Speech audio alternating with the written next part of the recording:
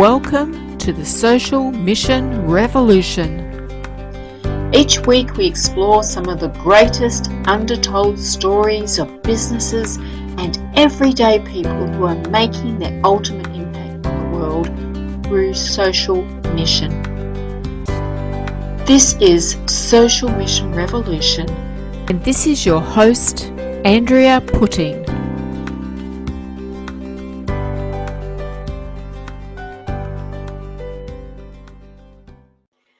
Welcome to the Social Mission Revolution.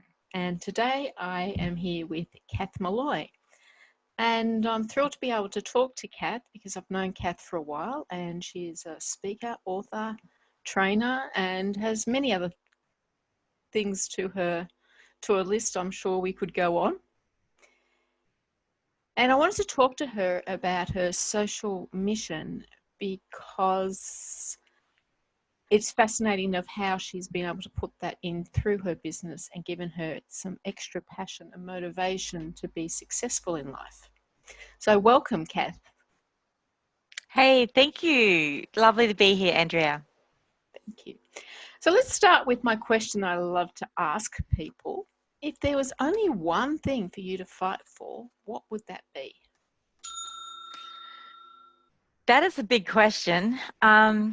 And I would say life. To me, it's one of those basic things. So, I have this thing for people, and whether it's life or whether it's rights to life, but, every living thing, even our plants, our trees, our animals.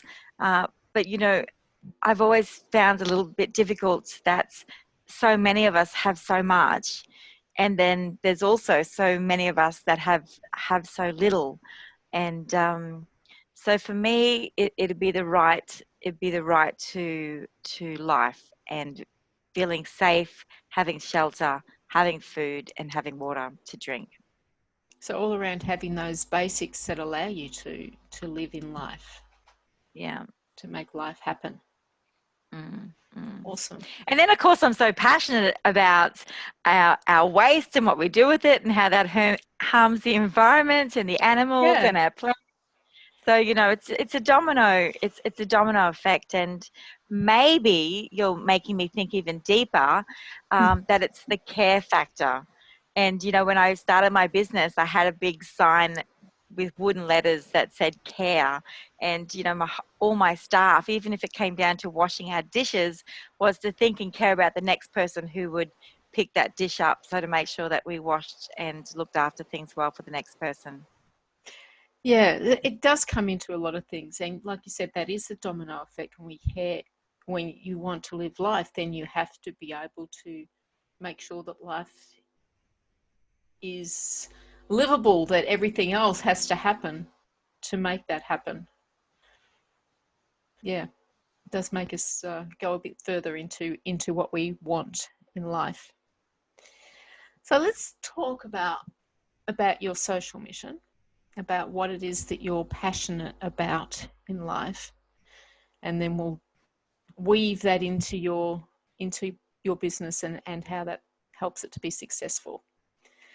So what is that thing that makes you that you're passionate about? I'd have to say education.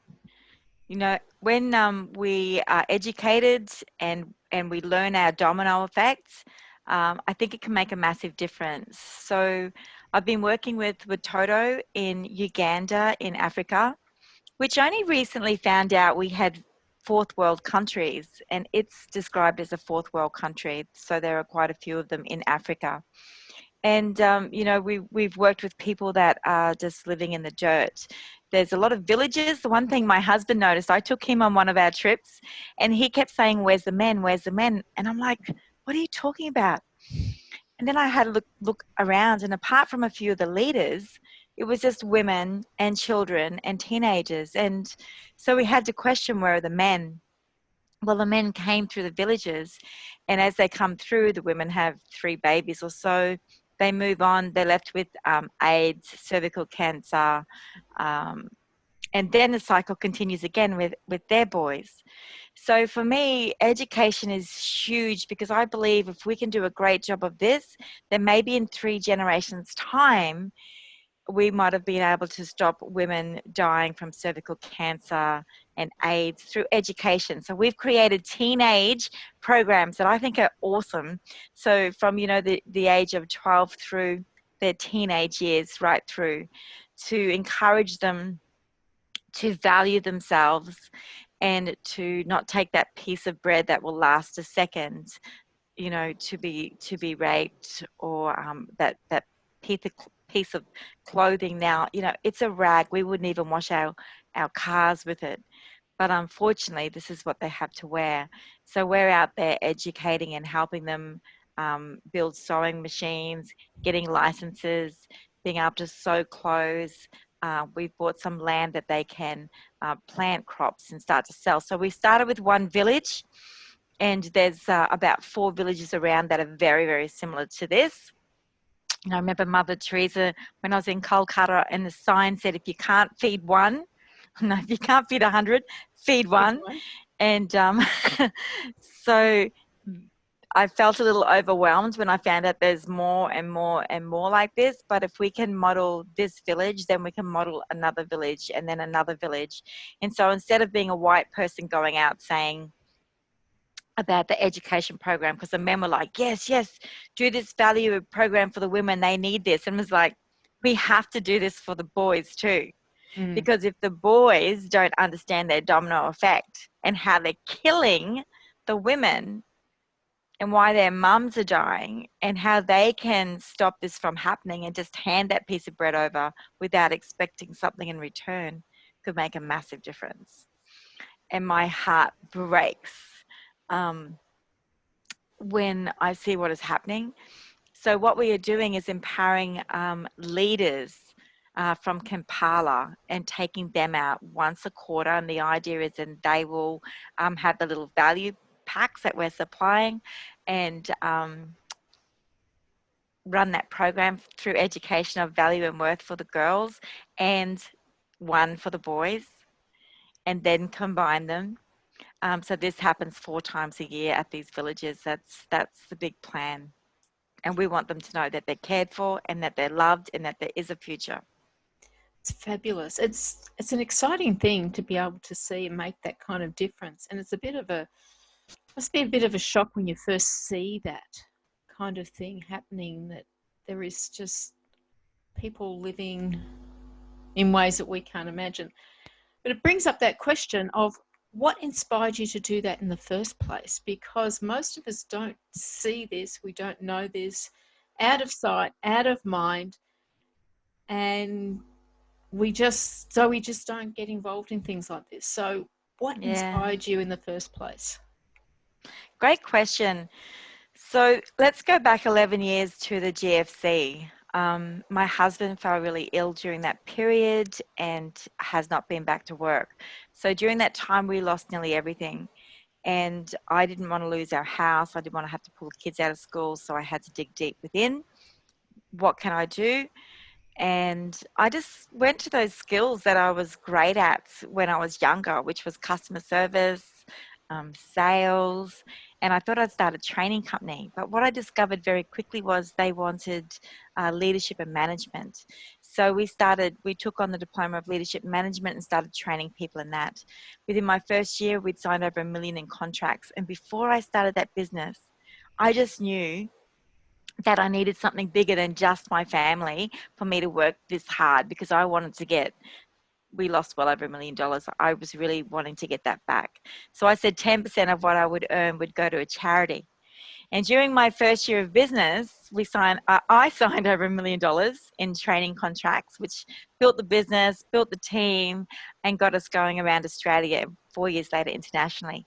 But at that very beginning, 10% was going. And at this time, I was asked to go and would I join in a program called Shine, because I used to be a Sunday school teacher at our local church.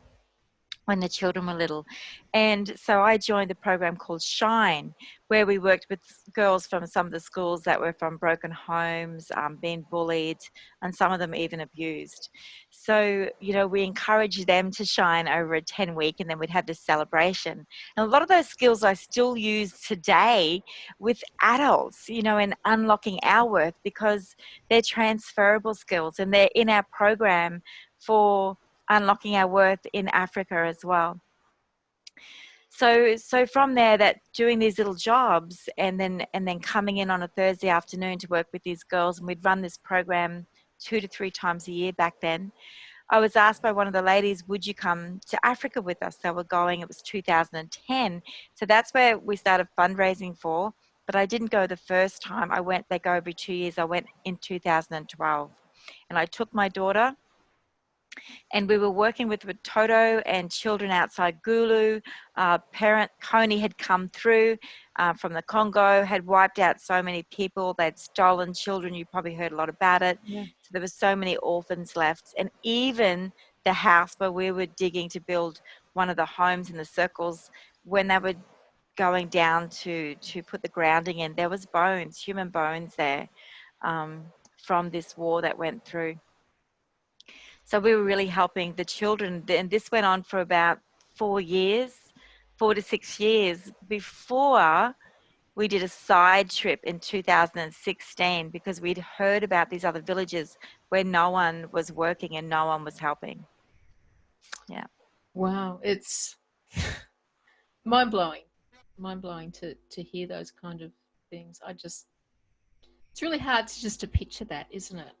If you haven't been there, of what that must be like for people. Yeah. Mm. Yeah. So that inspiration of just wanting to dedicate some of your time, your resources, your time, your hard work back into community, back into giving to charity. What do you think that's meant to your business? Well, I truly believe it's grown the business because it made me work hard, because there was a bigger purpose. And, I think in life it's always having that bigger purpose. And a lot of us need that right now as we're going through the coronavirus, because even for me, we were supposed to go to Uganda at the end of this year. So we don't like to send the money over, because unfortunately through corruption and other people's greed, it's not going to get to where it needs to go. So we always go over, we always spend it there on the ground with what needs to be done. And we save this for 2 years and then go in. So it's a team. We usually have a team of around 12 people. I'm one of the participants there, and they do an amazing job. So we're very hesitant to send anything over, because we know it won't get to where it needs to go. Yeah, and you do see that a lot especially in African countries. You have to be extremely careful about sending money over, because you don't know where it's going to go. Even in Australia, you don't know where your charity dollar's going half the time.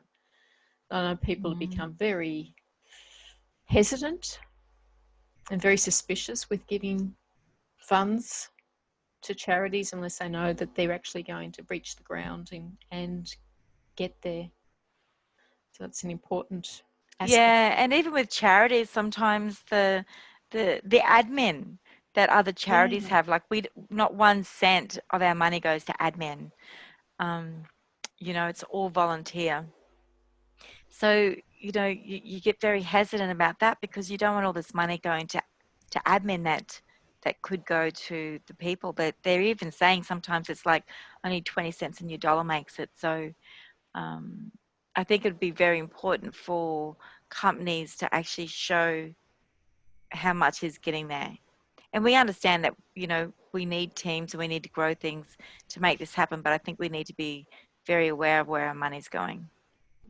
Yeah, very important. So what are some of the... I'm looking up a picture for... Oh, sorry, I'm looking up a No? picture for you, just on my Facebook if I can find it. Just very quickly. So this little girl, she's in my mind all the time. She was one of the girls that I spent some time with, and I see her face every night. She's 16, and for me, she's going to be one of our leaders. Beautiful. She's going to be leading the girls.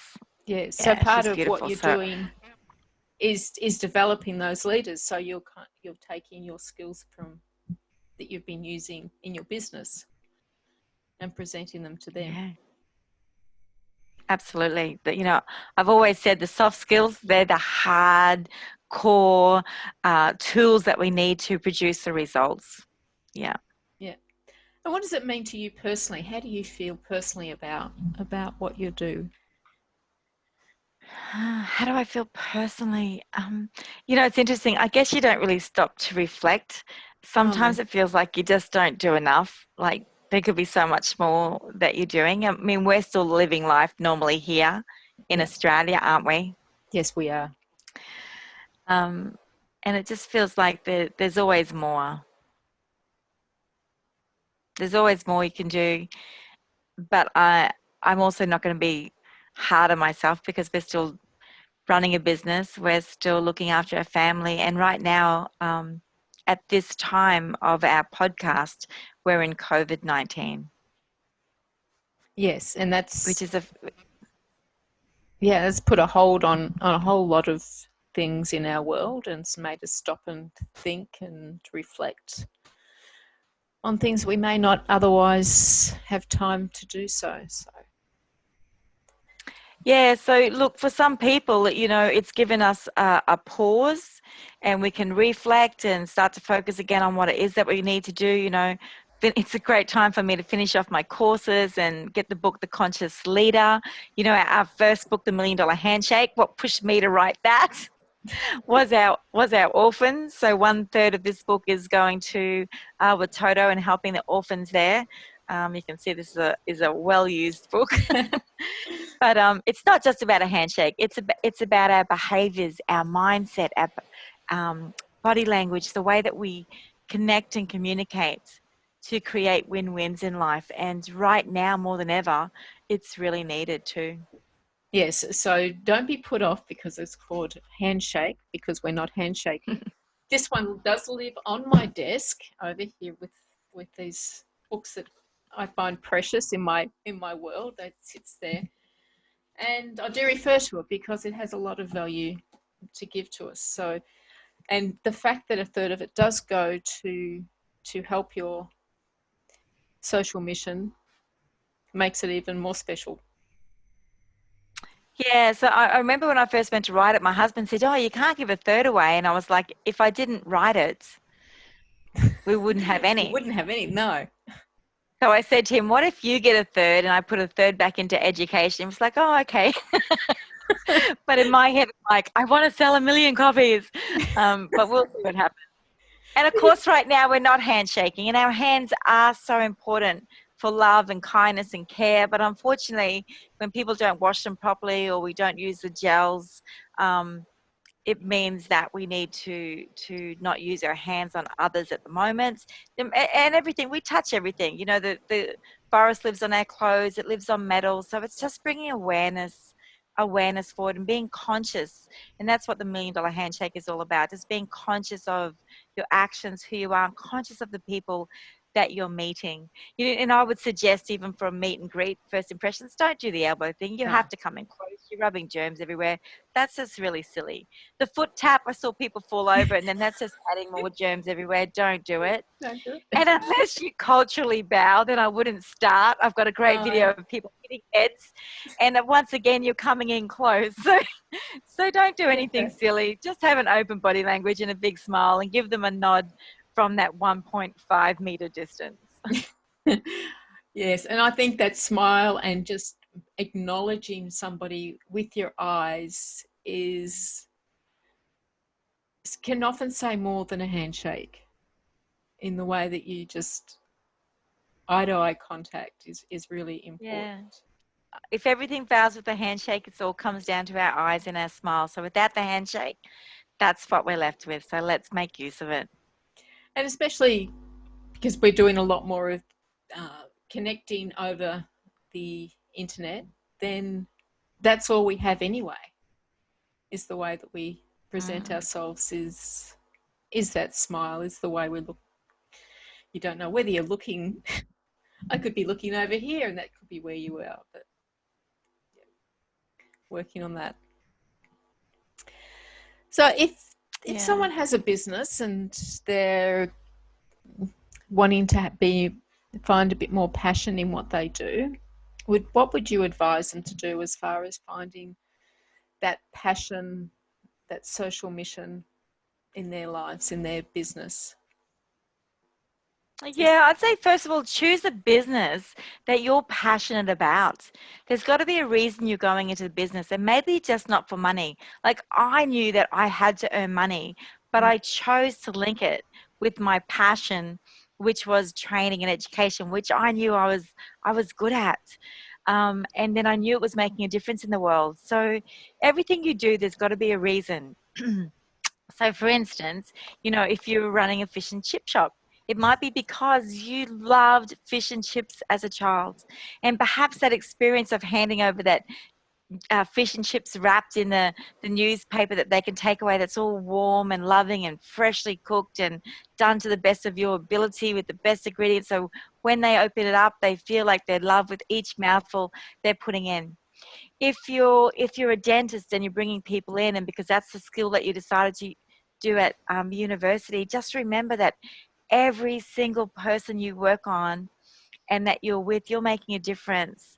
Because when people smile, they share their joy, and some people don't smile a lot, or they keep their mouth covered because they don't like their teeth. So you're changing that world one smile at a time. So whatever it is you do, find out find out that why you began it, and make it about that. And if you can link it to something social, like if you decide, like I did, that there was a bigger cause than your business that you want to follow, then choose one, and support that. And it's not about just money, although a lot of the charities need that. But if you can involve yourself and give some time, then you'll also reap the rewards from that too. Yeah, and for me, I find that part of that is becoming involved in the time. What is it that's going to spark that passion, that joy in your life, that's going to allow you to get involved, that's going to keep you going?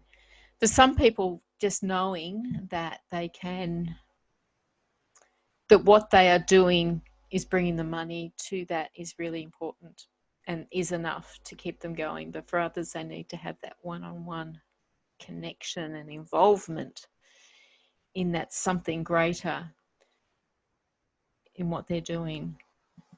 I always find it's important that we really understand and have a real close, intimate knowledge of where our charity dollars going, because that then keeps us inspired and motivated to keep going. Yeah. Yes. So if somebody's interested in your social mission that you particularly do and want to find out more, how can they do that? Oh, easily. Please contact me, or contact Wototo. We also work as an Emmanuel group. So we are on Facebook, and we also operate under SOUP, SOUP, Saving of Uganda's Poor. Once again, there is no money that goes to admin. It's just a group from the Emmanuel Lutheran Church on the Sunshine Coast that has been dedicated to this for at least 12 years and are making a big difference. We've got women that have opened up their homes, and they sew nearly all year selling these products to create money to take over. It's phenomenal what's going on in the Mm, background. We've had ladies creating all the pads, which we've now been able to show our girls in Africa how to make as well, so that they can go to school. It's the most ridiculous rule. We are not allowed to educate them under a tree unless they are in a school uniform. And okay. yet here these people are in rags and aren't allowed to be educated because they don't have a uniform. So being able to sew and get material and make these uniforms is very important. That's a really interesting rule. You can't learn unless you're in a uniform. Okay. You must come across a few interesting little moments like that. You have any more interesting ones to share? Look, there's so many things as well, you know, what they class as a school building for you to be able to learn from and all these different things. But I think the thing that I have noticed the most with the people and what keeps bringing everyone back and wanting to help is their big hearts, Yeah. their joy for the little things and the small things in life. You know, a lot of people are collecting, and I was one of those that used to collect these shampoos and tooth. But you know, I Yeah. really don't like plastics in the world. And what No. are they going to do with all the plastics? Most of the time, they do put them to better use than we do. Um, but still it's still going into the land. So we go over and we buy the soap that they use in the big long blocks that they can cut up, and just doing things a bit differently that stays within their culture and what they're using. We don't need to fill their land up with the waste we've created. Yeah, that's the important thing. And also, one of the important things I think in those situations is that they're involved in making the changes in their life in the way that they need to change. So it's not I'm sure you don't go in there and say to them, I think you should be doing this. It's more of an empowering them and giving them the opportunities to find the solutions and to be able to just helping them with the resourcing and the basic fundamental things and having them involved in empowering their own leadership. Absolutely. You know, I just don't believe that you can go into someone else's country and tell them what they should do. No. And that's why we empower their leaders at the Wototo church to go, and we pay for them to go out to do the training in their language, and they can contextualize it to make sure that they are getting the results that are needed. Um, but it's a lot better than someone else like me walking in saying, "Oh, you should be doing this or you should be doing that." It's like, who are you? Yeah, and what do we know? We don't know their culture or their understanding. And yeah, much more powerful in that way. Yes, but there is something that we understand, and that to me is that the women shouldn't be dying of cervical cancer and AIDS because Absolutely. they can't get the tablets because the men are going through. And I think that that has been cultural. And if we can help educate that value so it's not happening, like even if a girl goes to get water and got raped by the senior person in the village and got pregnant, she'd be thrown out of the village. Yeah, that's insane. Yeah. Yeah, so that's that difficulty, isn't it? You've got to some things finding that balance of the value system that's going to best empower them and to bring out their best. Yeah. Well, it's been great talking to you, Cath, and learning all about your social mission. It's it's an interesting one, and there's so much there, so much value that you're offering to those people, and I'm sure that the whole of Uganda, in some way, is better for you, for what you're offering them and what they're able to learn from you and through you. Fingers crossed. Fingers crossed that we're leaving a nice footprint that can be passed on through generations. And I know that each and every one of your viewers will be thinking about what is their social mission and what would they like to do. And it could be just as small as, you know, helping the kids in the neighborhood, or doing a smile, or, you know, fundraising for some charity. Whatever you do makes a difference. Yes, and I always talk about that with chocolate and coffee day and chocolate and coffee Coffee. breaks. Yes, that you just need to make the difference in one person's life, and that will change the entire world. So we just need, it's Puts not that that nice hard. little ripple out, doesn't it? It sends a ripple out, yes. So that's the important thing, is just finding that one person whose life you can make a difference in. So I really encourage people to get a copy of your book, The $1 Million Handshake, because great content, plus it will help the charity as well, help to make a difference in people's lives. And of course they can, when everyone comes out of isolation, they can get along to one of your talks, one of your one-day events, and learn a whole lot of content. And I know that because I've been to many of them. And and there's a lot of value to be had. So keep an eye out on your social media for Cath Molloy and get along to her events. Exciting, because it's all about our body language and what we do, isn't it? It is. And how we build those relationships with people very, very quickly. You know, even in those first 2 to 3 seconds. Yes, and really that's a lot about what I'm about, is about building those relationships. So that's why it's an important topic for me to learn and understand, and I keep coming back to learn a bit more. So thanks a lot today, Cath. I've really enjoyed having you on the Social Mission Revolution, and we'll be back with another Social Mission Revolutionist in the next episode. Until then. Woo! Yay! Take care, look after yourselves, and look after everyone else too.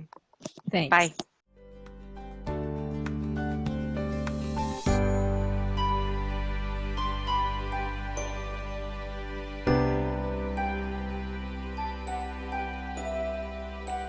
This has been the Social Mission Revolution with Andrea Putting. Join me again next week when we'll speak to another Social Mission Revolutionist who will inspire you on your journey to making your ultimate impact on the world.